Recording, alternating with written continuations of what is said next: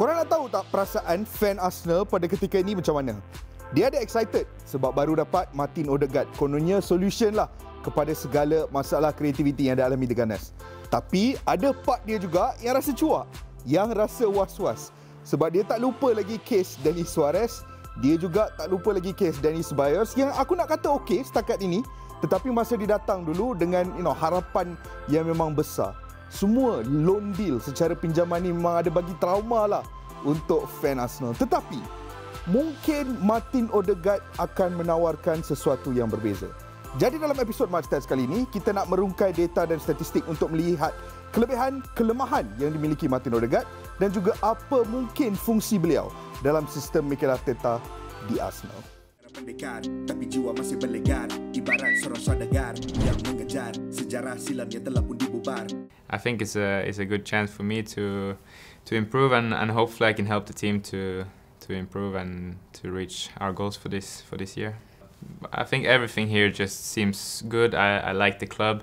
I always liked the way the club wants to play, everything about the club and now how the manager wants to play and I think it's a club that really suits me well and so I think it's a good match.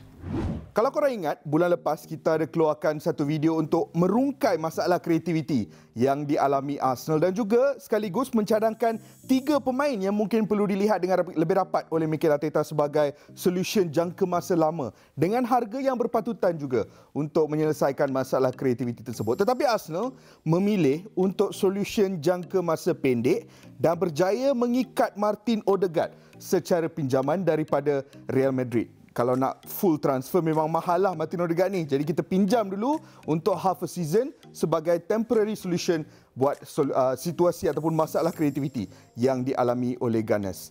Situasinya, kita nak lihat semula statistik yang sama sebulan lepas kita tunjuk kat korang, iaitu masalah kreativiti Arsenal dari sudut penciptaan peluang. Lepas 1 bulan, masalah tersebut masih berlangsung. Kita tengok dari 4 kriteria yang berbeza. Shots per 90 Arsenal 11.8 yang meletakkan mereka kedudukan 10 di pentas Liga Perdana Inggeris. Big chances per 90 mengikut definition Opta juga hanya 1.7 yang meletakkan mereka ranking 11 di Liga Perdana Inggeris. Expected goals pula 1.3 tangga ke-11 dan actual goals per 90 minutes 1.2 yang meletakkan mereka di tangga ke-12. Jadi cukup jelas, Arsenal musim ini memang mengalami masalah dari sudut menjaringkan gol dan juga dari sudut mencipta peluang dengan begitu rapi di atas padang. Kita lihat statistik Martin Odegaard.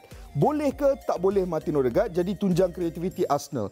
Hakikatnya, kalau kita lihat data beliau bersama Real Sociedad musim lepas apabila dipinjamkan oleh Real Madrid. Bersama Real Sociedad, Martin Odegaard muncul antara pemain paling penting bagi mereka di atas padang dan memiliki gandengan yang begitu mantap bersama Alexander Isak di bahagian depan. Dan gandengan tersebut melihat Odegaard menjadi antara pemain paling kreatif di atas padang. Kita lihat beberapa statistik yang berbeza. Untuk through balls, 10 through balls yang meletakkan mereka di tangga ke-5 musim lepas. Passes into penalty area, 73 kali Odegaard melakukan hantaran ke dalam kotak penalti. Tangga ke-3 di pentas La Liga. Shot creating actions 116, tangga ke-6 di La Liga, dan carries into final third 89, tangga ke-4 di La Liga. Odegaard adalah seorang pemain yang bukan saja bijak melakukan hantaran-hantaran untuk mematahkan garisan defensif pasukan lawan, tetapi juga menggunakan kebolehan beliau dengan bola untuk menggerakkan bola tersebut melalui carry dari bahagian tengah ke bahagian hadapan. Itu adalah kualiti utama Odegaard yang boleh kita lihat di pentas La Liga musim lepas. Persoalannya, apa adalah posisi terbaik Martin Odegaard? Ini jawapannya susah.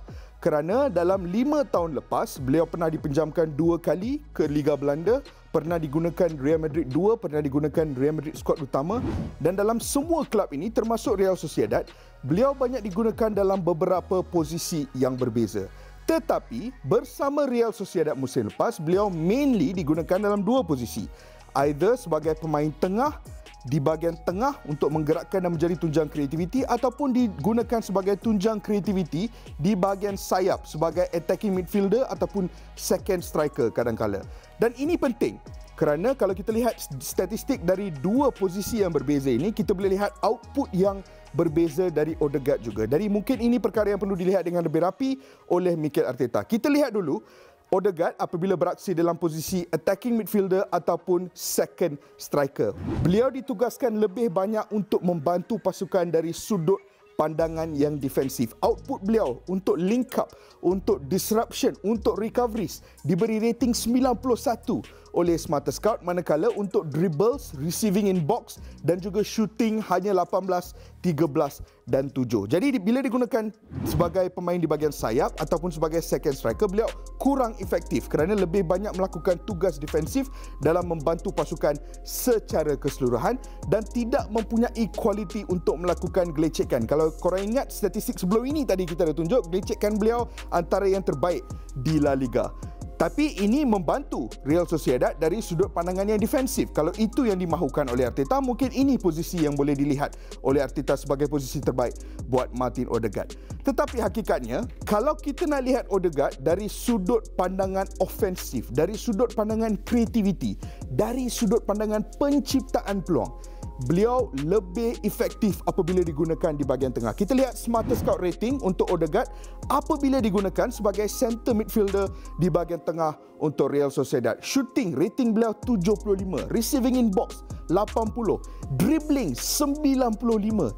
Ini adalah kualiti utama Odegaard kerana apabila diberi ruang di tengah padang dengan bola di kaki beliau, beliau boleh melakukan gelecekan di bahagian tengah dan melepaskan diri dan membuka ruang untuk diri sendiri dan juga rakan sepasukan. Tetapi the downside apabila digunakan di bahagian tengah adalah aerial prowess tidak begitu tinggi, 15, disruptions juga hanya 18, kurang efektif, dan recoveries juga kurang efektif, 25. Kita boleh lihat perbandingan shot map Odegaard apabila digunakan dalam dua posisi yang berbeza. Yang pertama, shot map apabila digunakan sebagai attacking midfielder ataupun second striker di bahagian sayap, kita boleh lihat beliau lebih kurang melakukan rembatan, tidak begitu banyak melakukan rembatan dan majoriti rembatan tersebut datang dari jarak yang jauh yang kurang efektif.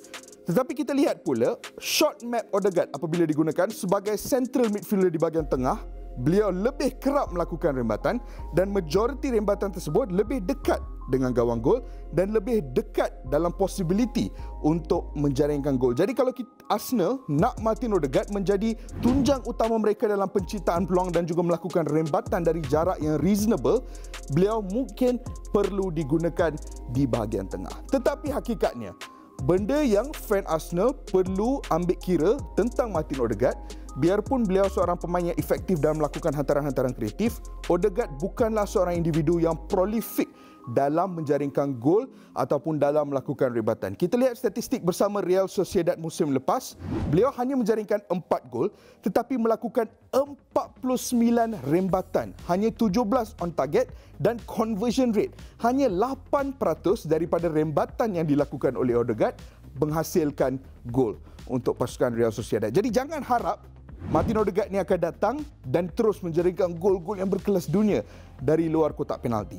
Tetapi jika diberi ruang dan jika tidak meletakkan terlalu banyak tekanan atas Odegaard, Odegaard mungkin mampu menjadi individu yang boleh membantu pemain-pemain seperti Smith Rowe, Bukayo Saka dan mungkin juga individu-individu seperti Nicolas Pepe untuk menjadi individu yang lebih efektif di atas padang. Hakikatnya, Real Madrid tak nak lepaskan Odegaard secara permanen. Itu sebab diorang tak pernah terfikir nak jual secara permanen kerana mereka mengenali potensi yang dimiliki oleh Odegaard.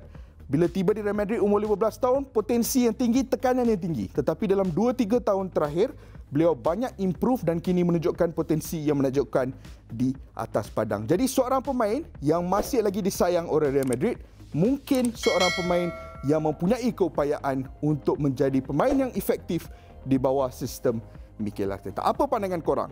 Korang seronok tak nak tengok Martin Odegaard dan apa prediction korang untuk performance Martin Odegaard untuk baki musim Liga Perdana Inggeris ini bersama Arsenal?